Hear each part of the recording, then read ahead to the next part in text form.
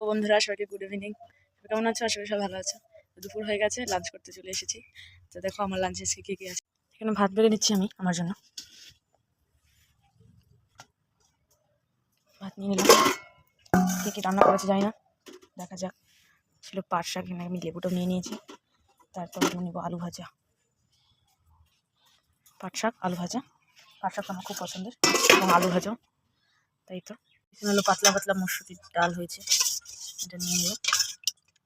পাতলা মসুর ডাল খেতে আমার তো খুবই ভালো লাগে। গরমের মধ্যে তো লেবু দিয়ে মসুর ডাল দিয়ে খুবই টেস্ট। তার সাথে ছিল আলু ভাজা, আর কি লাগে না। নিয়ে নিলাম আমি ডাল, হলো পাঁপড় ভাজা নিয়ে নিলাম। পাঁপড় ভাজা নিয়ে নিচ্ছি। জল, নিজের খাওয়াটা নিজে সুন্দর করে সাজিয়ে তারপর খেতে বসবো। আজকে আমি লাঞ্চ করতে বসবো। এই হলো পৈরালি মাছের ঝোল, ডাটা আলু দিয়ে, গরম গরম। মা রান্না করলো মাত্রই।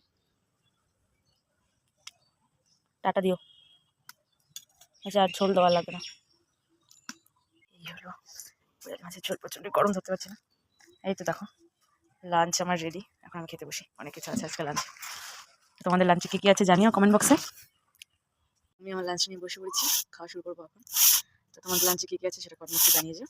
এখনকার মতন এই পর্যন্ত ভিডিওটা। টাটা, নেক্সট ভিডিওতে আবার খুব শীঘ্রই দেখা হচ্ছে।